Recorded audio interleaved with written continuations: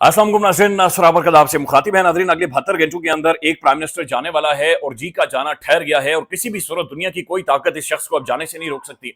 ये आपके सामने रखते हैं, लेकिन सबसे पहले नाज़रीन, शहीद अरशद शरीफ साहब का मुकदमा लेकर उनकी वालदा अल्लाह की बारगाह में अल्लाह के हुजूर पेश हो गई हैं। इन्ना लिल्लाहि व इन्ना इलैहि राजिऊन। अरशद शरीफ साहब की वालदा नाज़रीन इंतकाल कर गई हैं। क्या खातून नाज़रीन, क्या रुतबा, क्या मुकाम इस खातून ने पाया और अगले जहान में किस तरीके से इस खातून का इस्तकबाल किया जा रहा होगा। यानी आप खुद इमेजिन करें किस तरीके से इस खातून का इस्तकबाल किया जा रहा होगा। इस खातून की जिंदगी में नाज़रीन 3 मर्द थे, 2 इसके बेटे थे और तीसरे इनके शोहर थे। 3 वो जो इस खातून के मर्द थे वो तीनों अपने वतन के ऊपर कुर्बान हुए। इनके शोहर और इनका एक बेटा नाज़रीन यूनिफॉर्म में शहीद हुए। एक बेटा अरशद शरीफ साहब जिसने सारी जिंदगी अपनी छाती के ऊपर पाकिस्तान का झंडा लगाए रखा, उन्हें घात लगाकर कत्ल किया गया, उन्हें शहीद किया गया। हमारा नाज़रीन इस चीज के ऊपर यकीन है कि जो शहीद होते हैं वो अपने वालिदैन के लिए भी बख्शिश का सबब बनते हैं। तो यकीनी तौर पर जब ये खातून अगले जहान में गई हैं, अरशद शरीफ साहब की वालदा अगले जहान में गई हैं, तो जन्नत में मोहतरम अरशद शरीफ साहब मुस्कुराते हुए इनका इंतजार कर रहे होंगे। आज ये गले लगे होंगे, आज ये बैठे होंगे, आज अरशद शरीफ साहब की और उनकी वालदा की किसी ना किसी जहान में, किसी ना किसी गैलेक्सी के ऊपर नाज़रीन लाजमी मुलाकात हुई होगी, आज गुफ्तगू हुई होगी, आज बातचीत हुई होगी, आज साथ बैठे होंगे, आज दोनों रोए होंगे, आज दोनों हंसे होंगे और आज यकीनी तौर पर नाज़रीन कीनिया की उस मगाडी सड़क का भी जिक्र हुआ होगा।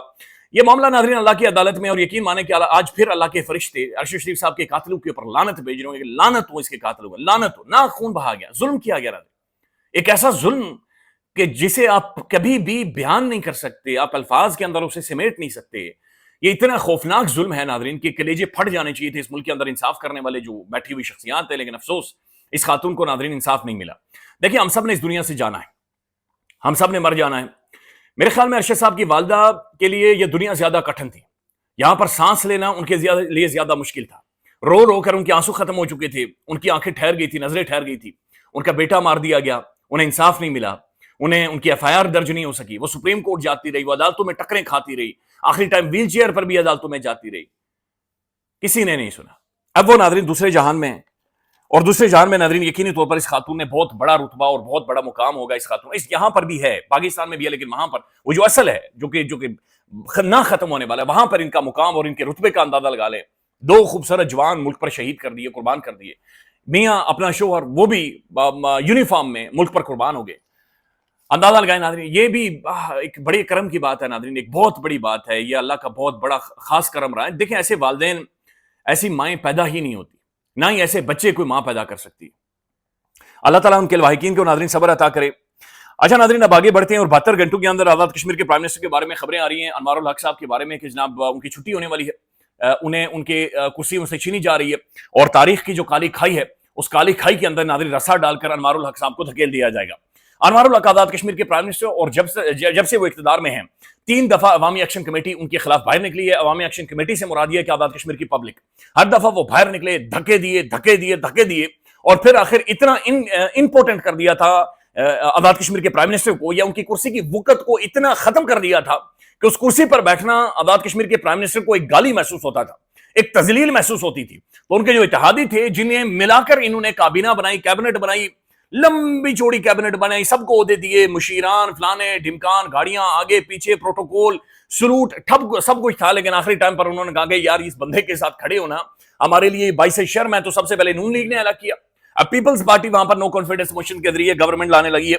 जब ये फैसला हो जाएगा, ये सारी जो एक्सरसाइज है कंप्लीट हो जाएगी, एक कंप्लीट मुकम्मल वीडियो आपके सामने रखेंगे। लेकिन 72 घंटों में अनवारुल हक साहब, जिन्होंने एक क्रिमिनल एक्ट किया कि उन्होंने प्रोटेस्ट के दौरान इंटरनेट बंद करके, मोबाइल फोन सर्विस बंद करके, उन्होंने हमारी पुलिस को, हमारे लॉ एनफोर्समेंट के इदारों को और अवाम को खतरे में डाला, जिसके 22 नाज़रीन पंजाब पुलिस जख्मी हुई, जिसके 22 इस्लामाबाद पुलिस जख्मी हुई, जिसके 22 कश्मीरी पुलिस जख्मी हुई, बहुत सारे कश्मीरी पुलिस के नौजवानों की जानें गई। और आज़ाद कश्मीर के अंदर नाज़रीन हमारे दिलेर, बहादुर, गैरतमंद, जुर्रतमंद नौजवानों की भी जानें गई हैं। और उसका जिम्मेदार कोई और नहीं, आज़ाद कश्मीर का प्राइम मिनिस्टर, मौजूदा प्राइम मिनिस्टर, जिसके पास सिर्फ 72 घंटे उन्हें दिए गए हैं, मोहतरम अनवारुल हक साहब हैं। इसके अलावा नाज़रीन इन्हें मुझे नहीं लग रहा कि गुंजाइश दी जाएगी, इंसाफ भी होना चाहिए।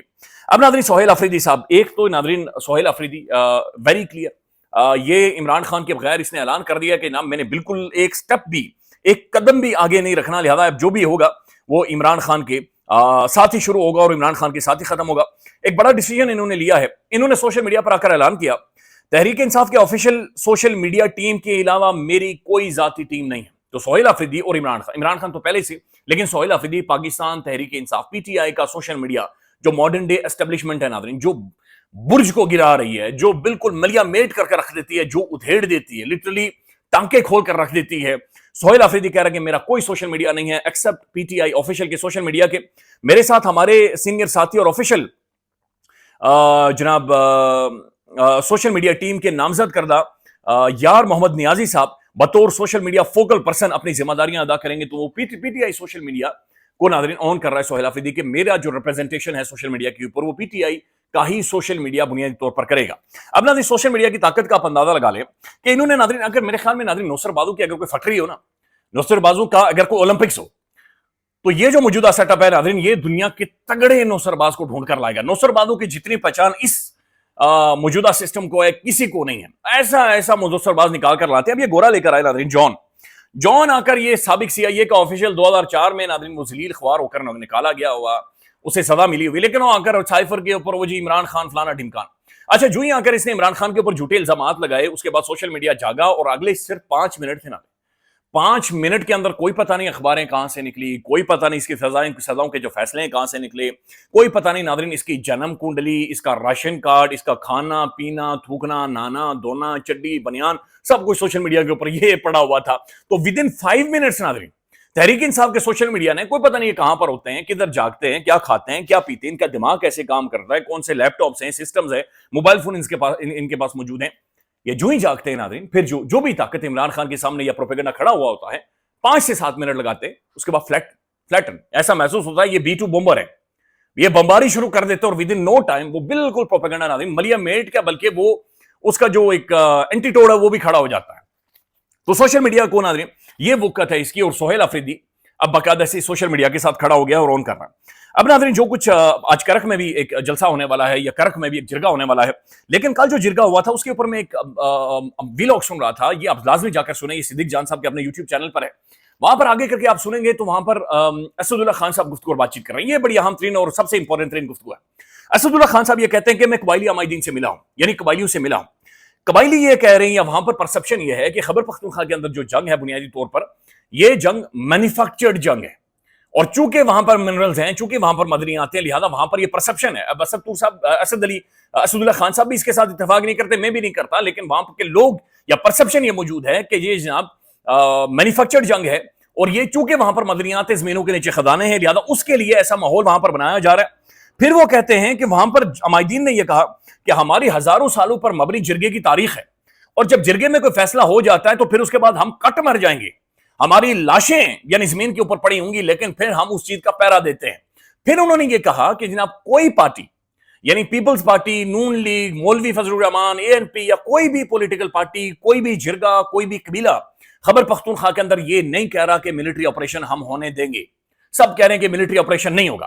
وہ سب یہ کہہ رہے ہیں کہ آپ ہمیں حق لیں یا ہمیں آپ الاؤ کریں تاکہ ہم اس دہشت گردی کو ختم کریں, اور ہم نے اس طریقے سے ختم کرنا ہے کہ سب سے پہلے ہم نے دہشت گردوں کو بلا کر بتانا ہے کہ جرگے نے یہ فیصلہ کر لیا ہے کہ تم لوگوں کو جانا ہوگا, اور اگر وہ نہیں جاتے تو ہم خود ان کے خلاف ہتھیار اٹھائیں گے, اور ہم خود جب ہتھیار اٹھا کر پہاڑوں پر ان کے اوپر چڑھ جائیں گے تو یہ 400-500-600 بندہ ہے, اور یہاں سے یہ ہزاروں لوگ ناظرین لاکھوں لوگ جب پہاڑوں کے اوپر جائیں گے اور پھر وہ لوگ خود جائیں گے تو پھر جو سلیپر سیلز ہیں وہ بھی ایلیمنیٹ ہو جائیں گے, پھر جو دہشت گرد ہیں وہ بھی چلے جائیں گے. تو خیبر پختونخوا کے اندر ناظرین عوام کیٹاگوریکلی کھڑی ہو گئی ہے سہیل آفریدی اور عمران خان کے پیچھے کہ بھائی کسی بھی طرح کا ملٹری آپریشن وہاں پر نہیں ہو سکتا. تو اگر ناظرین وفاقی حکومت یا جو نون لیگ کی گورنمنٹ ہے یا جو ان کے وزیر اطلاعات وغیرہ ہیں جنہوں نے رولا ڈالا ہوا ہوتا ہے اور نہیں جی نہیں ملٹری آپریشن کروانے دیں, ملٹری آپریشن ہی سولوشن ہے, حل ہے, ملٹری آپریشن حل ہوتا ہے, ملٹری آپریشن سولوشن ہوتا ہے, لیکن اس کے لیے سب سے پہلے وہاں کے لوگوں کو, ان لوگوں کو وہاں کی گورنمنٹ کو اعتماد میں لیں, ان سے بات چیت کریں, ان سے گفتگو کریں, اور اس کے بعد جا کر اگر کوئی سولوشن نکل سکتا ہے ملٹری کا تو وہ نکالیں. لیکن اس وقت نظر یہ آ رہا ہے کہ جب تک کوئی کنسنسس ڈیولپ نہیں ہوتا ملٹری آپریشن وہاں پر نہیں ہوگا. اچھا صدیق جان صاحب نے وہاں پر یہ بھی بتایا کہ ایک ڈرون سٹرائک ہوئی اور اس دوران یہ ڈسکشن کی گئی کہ ہم ایک FIR کرنے جا رہے ہیں, اور FIR ظاہر ناظرین کس کے اوپر ہونی تھی, اور FIR کا مطلب یہی ہے کہ آپ ایک قانونی کارروائی اور ایک لیگلی سارے معاملے کو ہینڈل کرنے جا رہے ہیں. تو پھر یہ فیصلہ کیا گیا کہ پہلے عمران خان سے اجازت لے لیں, چونکہ اس کا مطلب یہ ہوگا کہ آپ ایک آل آؤٹ کنفرنٹیشن کے اندر جا رہے ہیں, اور اس سے پہلے خان کی جو اجازت ہے وہ زیادہ ضروری ہے. اب ناظرین ایک اور معاملہ ہے, اور یہ معاملہ ہے جناب افغانستان کا. اب یہ ناظرین پاکستان کا پرومیننٹ انگریزی اخبار ہے ڈان اخبار, اس نے آج اس کی فرنٹ پیج کے اوپر, اچھا بتی چلی گئی ہے ناظرین, اٹس اوکے, فرنٹ پیج کے اوپر ناظرین یہ خبر سب سے پہلے چھپی ہوئی ہے، اور خبر یہ ہے کہ جناب Afghan soil must not harbour T T P says Pakistan, یعنی پاکستان نے جو ترکیہ ہے وہاں پر یہ باقاعدہ سے بیٹھ کر کہا ہے کہ جناب کسی بھی طور پر T T P Afghan soil سے استعمال نہ کریں، افغان سوئل کو استعمال۔ اب اس کے اندر ناظرین استنبول کے اندر یہ گفتگو اور بات چیت ہوئی ہے، 9 گھنٹے یہ ملاقات ہوئی ہے، لیکن اس کے اندر جو ٹون نظر آ رہی ہے افغان گورنمنٹ کی جانب سے، محسوس یہ ہو رہا ہے ناظرین کہ ان کے اندر کوئی بدنیتی ہے یا یہ کسی نہ کسی نوسربادی کے اوپر آئے ہوئے ہیں۔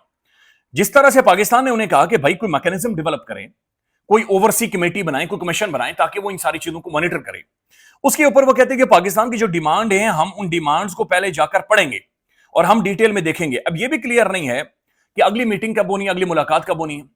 یا ناظرین پاکستان کی ڈیمانڈز انہوں نے کیا پڑھنی تھی اور کیا دیکھنی تھی، بڑا کلیئر ہے بھائی، ٹی ٹی پی وہاں سے آپریٹ کرتی ہے، بھارتی پروکسی ہے، بھارت انہیں پیسے دیتا ہے، سوشل میڈیا بھارت کوریج دیتا ہے، بھارتی میڈیا کوریج دیتا ہے، وہ پاکستان کی سیکیورٹی فورسز اور پاکستان کی عوام کے ساتھ دھماکے کر رہے ہیں، ان کے خلاف ایک جنگ انہوں نے چھڑی ہوئی اور افغان زمین وہ استعمال کر رہے ہیں، افغان بارڈر استعمال کر رہے ہیں۔ یہ بڑی کلیئرٹی تھی، لیکن اس کلیئرٹی کے اوپر ناظرین انہوں نے کوئی ہینکی پینکی کی ہے، تو کلیئرٹی یا جو کلیئر سچویشن ہے وہ ڈیولپ نہیں ہوئی۔ یعنی ٹھیک ہے بہت سارے لوگ کہہ رہے ہیں کانسنسس ہو گیا، لیکن نظر نہیں آ رہا کہ کانسنسس ہوا ہے۔ نظر یہ آ رہا کہ ناظرین جو افغان گورنمنٹ ہے یہ کسی اور کھیل کے اوپر آئی ہے اور یہ لٹر پریڈ مزید ہوگی اور اس کے بعد جا کر شاید چیزیں سارٹ آؤٹ ہوں، لیکن ابھی نہیں ہوئی۔ Demands comes as two sides seeks to firm up truce in Istanbul talks. Session aimed at operationalizing concrete verifiable security mechanism. Taliban delegation request time to study Pakistani demands. بھائی کون سی demand? Khawaja Asif warns of the open war if talks fail. Khawaja Asif نے بڑا clear کہا کہ اس نے کہا کہ جنگ ہے، اگر یہ ہماری بات نہیں مانتے تو اس کا مطلب ہے جنگ ہے۔ تو یہ ناظرین اگلے جو چند دن ہیں یہ بڑی امپورٹنٹ ہے، بڑی اہم ترین دن ہیں۔ بھارت کے اندر انتخابات بھی ہونے نومبر میں، اور بھارت ملٹری بھی بلڈ کر رہا ہے، ایکسرسائز بھی اس نے شروع کر دی ہے، پھر بھارت ناظرین افغانستان کے اندر انویسٹمنٹ کرنا چاہ رہا ہے، اور اب جو یہ افغان طالبان گورنمنٹ یہ کہہ رہی ہے کہ جناب ہم ڈیمانڈز کو پڑھیں گے، تو پڑھنے والی اس میں کوئی چیز نہیں تھی بھائی، یہ بڑی کلیئر چیز تھی۔ اور 9 گھنٹے اگر آپ بیٹھے ہوئے ہیں تو 9 گھنٹوں میں آپ نے کو گانے تو نہیں سننے تھے نا، 9 گھنٹوں میں آپ کو ڈیمانڈ ہی بتائے گی کہ بھائی ٹی ٹی پی آپریٹ کر رہی ہے، تم لوگوں نے اسے سیف ہیونز دی ہوئی ہیں، تمہارے کابل کے اندر ٹی ٹی پی کے جو اصل شرپسند جو جانور ہیں وہ جانور باقاعدہ سے بڑی بڑی گاڑیوں کے اندر گھوم رہے ہیں، ان جانوروں کو پٹے ڈالو، انہیں باندھو، انہیں کسی کوٹھی کے اندر لے جاؤ۔ لیکن نظر یہ آ رہا ہے کہ افغان طالبان اس میں تھوڑا سا ہنکی پنکی یا پھر کوئی بیچ کا راستہ یا گول مول کر رہے ہیں، جو کہ صورتحال خراب ہو سکتی ہے۔ خیال رکھیے گا، اپڈیٹ کریں گے ناظرین۔ اللہ حافظ۔